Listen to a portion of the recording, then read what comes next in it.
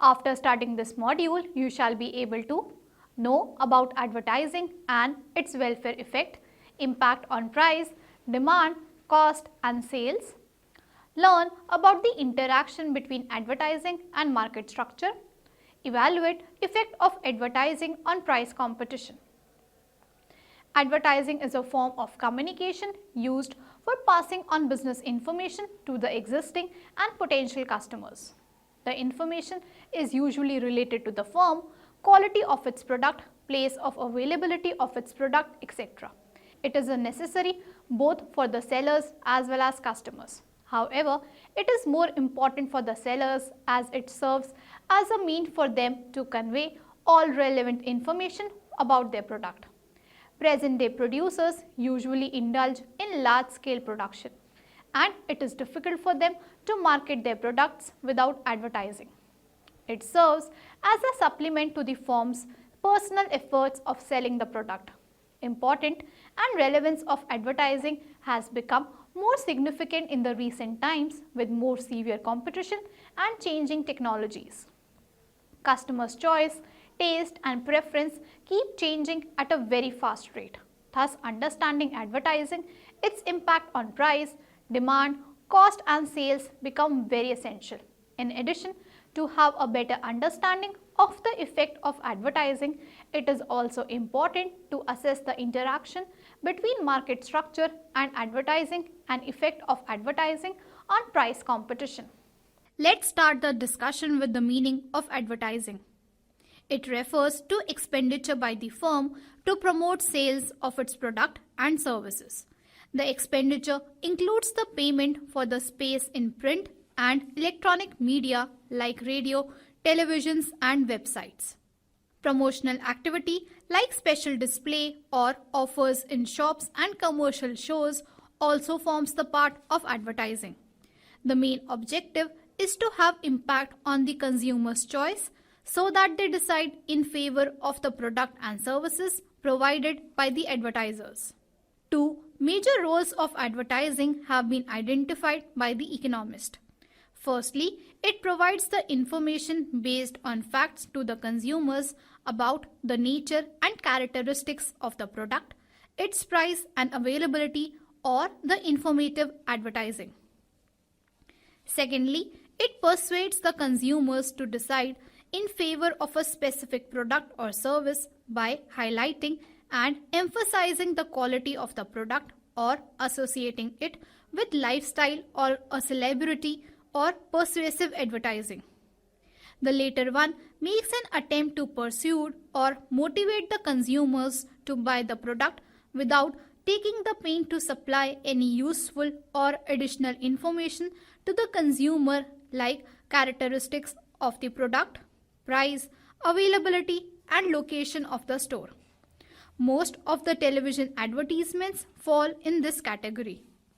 While the informative advertising does make an attempt to provide all the relevant information, however, as all advertisement contains some information regarding the product, it is difficult to make distinction between the informative and persuasive advertising. The objective of the firm to engage in advertising remains same in both types of advertising. The main objective is to bring about change in the preference of consumers' choice using the superior quality or promoting brand loyalty to pursue them. Consequently, firms are able to sell their. Now, let's discuss the advertising welfare effect. Dixit and Norman 1978 established the welfare effect of oligopolistic advertising. This was based on the fact that starting from the market equilibrium, an increase in total industry output will be welfare improving, with other things being equal. Hence, advertising can be welfare increasing as it causes the consumers to make more purchase. Measurement of the welfare is however problematic as advertising leads to change in taste and the welfare economics consider choice to be immutable. This is overcome by using either pre or post advertising taste as a reasonable standard for computing consumer surplus. If the results hold for both the pre and post advertising taste, the results are considered as robust. This methodology has been used to show that monopolies, oligopolies, and monopolistically competitive all go for too much advertisement in equilibrium. Let's discuss the above concept with the help of a graph. Figure 1 shows the case of monopoly where DD and D represent the demand before and after some advertising expenses have been made respectively. Based on the empirical evidence that advertising has tendency to make demand more inelastic, it is assumed that advertising increases both price and output in profit maximizing equilibrium. The dark shaded portion in the figure represents the welfare effect of any increase in output when the pre-advertising taste is used as standard. Sum of the two shaded areas represents the change in profits associated with the output. Thus, change in welfare can be expressed as delta W0 is equal to delta pi minus Q into delta P, where Q is the output, P is the price, pi is the monopoly profit, W0 is the pre-advertising welfare in money terms. Delta denotes the change or difference. Two inferences that can be directly drawn from the above expression are: first, for advertising to be socially efficient, it has to be profitable privately as well. That is, for delta W0 to be positive, delta pi should also be positive. Second, in profit maximizing equilibrium, the monopolist will select the level of advertising such that the profit is maximized. In other words, there is no change in profit for an additional unit of expenditure on advertisement. That is, delta pi is equal to 0. However, this implies from the above equation that delta W0 is equal to minus Q into delta P is less than equal to 0, which means that advertising is having adverse effect on welfare at this point. Thus, the profit maximizing level of advertising of the monopolist is at a point where advertising is already excessive from society's perspective. The results remain the same if post-advertising tastes are used as standard. Church 2008. The results further extend to the markets having oligopolistic and monopolistic competition. Dixit and Norman, 1978. Advertising plays a very important role in making the consumer aware of the existence of the products and stream of new products entering the market. It makes the consumer feel better about consuming a particular product, which implies that the consumer's utility pre and post advertising can be represented by pre and post advertising taste. Moving on to the impact of advertising on price and demand. Advertising offer firms means to communicate to consumers the differences between the products and create brand loyalty. Thus, it serves as one of the major competitive tools. Advertising expenditure is considered to be more important than price in increasing the sales of the product in oligopolistic market. It stimulates the demand, thereby lowering the price elasticity of demand for the product. Advertising persuades the consumers to buy the product more at every price, shifting the demand curve to right. The consumer will buy more at the current price, resulting in falling price elasticity of demand. This will enable the firm to charge higher price even when the output level remains same. As seen in the figure 2, the initial demand curve of the firm is given by DD1, whereas D2, D3 represents the new demand curve generated after a successful advertising campaign by the firm. The new demand curve is to right of the existing curve, indicating that for every price, the demand for the quantity has increased. Alternatively, with higher price intercept and same quantity intercept, a new demand curve D2, D1 can be generated. Table 1 presents the quantitative expression of the demand curves shown in figure 2 along with calculations for price and quantity elasticity arising due to the impact of advertising. If it is assumed that the existing price of the product is 12, then the firm will sell 8, 18 and 12 units when the demand curve is DD1, D2, D3 and D2, D1 respectively. The price elasticity of demand remains same when the demand curve shifts from D2, D1 to D2, D3, both having the same vertical intercept. However, in case the demand curve is totally outside the original demand curve DD1, like D2, D3 and D4, D5, the price elasticity decreases from minus 1.5 to minus 0.67 and finally to minus 0.52. The shift in demand curves enable the firms to charge higher prices if it chooses the initial quantity of 8 units. The price charges for the demand curve D2, D3, D2, D1 and D4, D5 would be 22, 18 and 27 respectively. Next is impact of advertising on cost. Advertising leads to selling of more output, which enables firms to reduce the average production cost. Figure 3 show the short-run average production cost ACP. If the firm is able to sell more from OC1 to OC3, further, if the firm is operating on the downward slope of the long-run average cost curve, an increase in output could result in expansion of the production facilities with a further fall in average production cost. However, the reduction in average production cost achieved due to selling more units is offset by the average unit expenditure on advertising. If the advertising expenditure is considered to be fixed, then the average advertising cost ACA decreases per unit output. This results in shift of the average total cost curve from ACP to ACP plus A. If the advertising increases the output even by Q1, Q3, the average total cost would be lower than when the output is OQ1. Further is impact of advertising on sales. The impact of advertising on sales can be expressed by a ratio of sales and expenditure on advertising.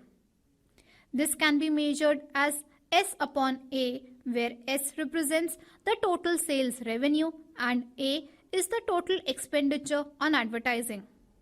The marginal relationship between the sales revenue and advertising expenditure is given by delta S upon delta A. If this marginal sales to advertising ratio is positive and greater than 1, the advertising campaign by the firm is considered to be successful. According to the sales maximization model given by Baumol 1959, marginal sales to advertising ratio is assumed to be always positive and greater than 1, which means that the firm's decision to go for advertising will always be successful. However, this may not be always true in practice and advertising can be unsuccessful as well.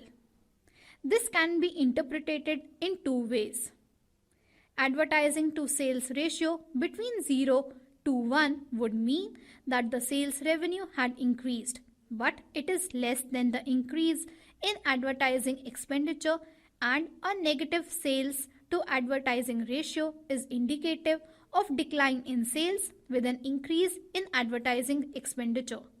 It has been observed that initially the delta S upon delta A ratio is substantially greater than 1. But with the increase in advertising spending, the ratio declines. The decline in demand in response to the change in advertising expenditure is linked to the following two reasons. decline in growth rate as the consumers, once satisfied by the product, will buy only for replacement reasons and will no longer be the first buyer of the product. The competitors may tend to spend more on advertising either to maintain or increase their market share, as the consumers do not readily switch from one brand to another due to brand loyalty. Now, moving on to advertising and market structure. Advertising expenditure is also determined by the size and number of the competitor in the market.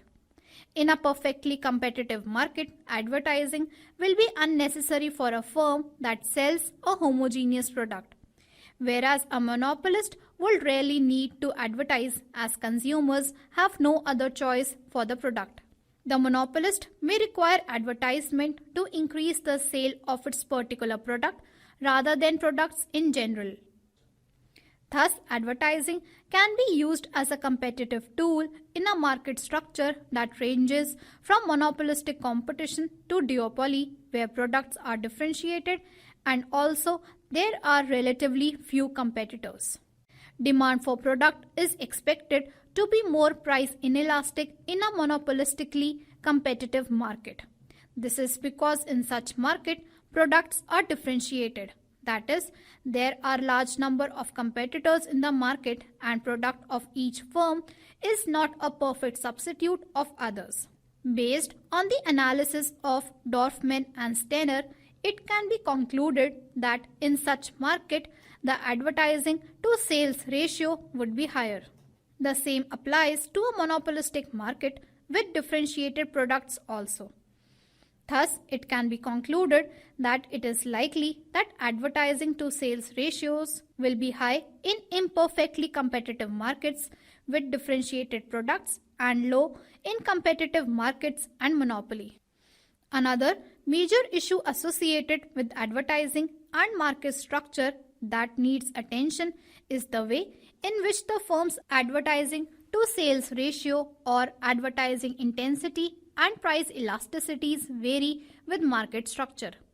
As the number of firms increases, the price elasticity of demand also increases. By increasing the price, the firm not only increase the demand, but at the same time, it also increase its market share. Thus, if the industry is more fragmented, the advertising intensity would be low. The effect of market structure on advertising intensity and demand elasticity can be explained with the help of following two cases. If we suppose that advertising equally increases each firm's demand, for example, advertising for milk without naming the brand will increase the demand for all the firms selling milk. The advertising for milk is considered as public good for all milk sellers.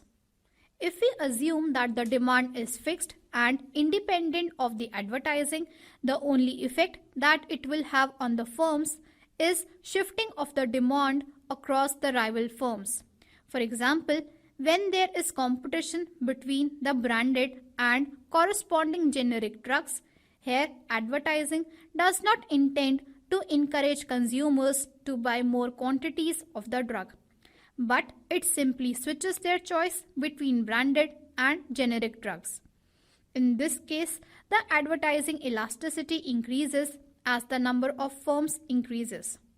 Under monopolistic condition, advertising elasticity would be zero and it would be positive under duopoly. When the number of firms increases and the industry concentration decreases, the variation in the advertising intensity for each firm decreases as the number of firms decreases. The benefits from advertising realized by the firms that pay for it decreases as the industry becomes more fragmented. This can be explained using the following three effects. Margin of each firm decreases. Each firm receives a lower share of the benefits of the demand, increasing effect of advertising, and each firm receives greater share of the benefits of the demand shifting effect of advertising. If there is price competition between two firms, then both are better off by setting high prices. In such situation, under the assumption of homogeneous product, firm has unilateral incentive in price cutting. In case when the demand is constant and the only benefit of advertising is to increase the market share, the firm that advertises more receives the entire market share. Here the incentive for both of them will be to spend zero on advertising. However, the optimal response of the firm will to advertise little more than the lowest level of advertising by the rival. Thus, the net outcome would be that the firm will choose to advertise to a point where profits are zero, just as under bird trend competition. However, this is more of an extreme situation where competition leads to more spending on advertising than they would actually like. In case of price competition, the cost of excessive competition may be reduced by repeated interactions. However, advertising with respect to pricing differ in the following two ways. First, the frequency of advertising decisions is generally lower than the pricing decisions. Example, gas supplier may change the prices on a daily basis, whereas the decision on the advertising campaign and the associated budget usually changes on quarterly or annually basis. Second, decisions on price actually have short-run effects, whereas spending on advertisement has either medium or long-run effects, and such expenditure can be considered as investment in the asset brand equity. However, keeping all other equal, an agreement to keep advertising expenditure at a low level is likely to be difficult than an agreement to maintain high prices. First is advertising reduces price competition. To understand the reducing effect of advertising on price competition, following example can be considered. Suppose that there are two firms producing a brand of white wine. So, there are two firms and two varieties of the product. However, consumers are unaware about the characteristic of the two products, such as level of sweetness. Some consumers may prefer white wine, while some may like sweet wines. Finally, suppose that the prices of the two are PA and PB, and the consumer's preference for sweetness is uniformly distributed. Since the consumers treat the product as identical due to imperfect knowledge, the cross price elasticity between the two products is infinity. Thus, if PA is less than PB, all the consumers will prefer firm A and vice versa. This leads to equilibrium where the firm keeps the price at the level of marginal cost. Now, if the firm advertises their location, such as firm A is located at L1 and firm B is located at L2, it leads to standard hoteling model. Here at equilibrium, firms set price above the marginal cost by an amount that is proportional to consumers' transportation cost. The advantage of such informative advertising is to make consumers aware about the difference in the products. Advertising the product characteristics as mentioned above increases product differentiation, which consequently reduces the price competition. Second is advertising increases price competition. Advertising can also intensify price competition. Suppose that consumer is willing to pay up to U for the product in case of duopoly of homogeneous product. Further, suppose the consumer is unaware of the price charged by other firms and has time to check the price of only one firm. Under such situation, the best strategy adopted by the consumer is to select a firm randomly and buy the product if the price is not greater than U. Being aware about this fact, both firms find it optimal to set the price P is equal to U. Price set higher would lead to zero demand, while a lower price would increase the demand. That is, demand elasticity with respect to price decrease is zero. Now, if the firm generates awareness about the price among the consumers through advertising, then a situation similar to bar trend model arises, where equilibrium price is equal to marginal cost. The advertising price increases demand elasticity to an extent that the firm profits shift from monopoly to no profit at all. Thus, advertising prices increase price competition. This has been supported by several empirical studies. Despite the fact that the advertising price increases price competition, firms spend a lot on ads in different media. This behavior has following three possible explanations. First, the behavior of the firms to decide for advertising follows the nature of prisoner's dilemma. Even though all the firms will be better off without any advertising expenditure, still the firms unilaterally decide to spend on advertising. In case none of the firms spend on advertising, consumers will expect the price P is equal to U. If any one of the firm goes for advertising such that P is equal to U minus E, then it will receive all the market demand and can make huge profits. Second, behavior of the consumers varies. Advertising prices is considered to be a part of equilibrium, wherein some of the firms lower their price to attract customers. This serves as a mean of signaling the customers that the retailer is low price retailer. Advertising reduces the search cost for the consumers. Third, advertising price remains very high and similar across the retailers due to resale price, maintenance and other such activities that keep the price high. Customers do not gain much from shopping. Ads just help them in deciding the retailer and purchase. As the profit margin are high, advertising offer huge incentives for the retailers. One extra consumer attracted by the advertisement results in large marginal revenue. Based on this, it can be said that influence of advertising on price competition is far less than the influence of price competition on incentives drawn from advertising.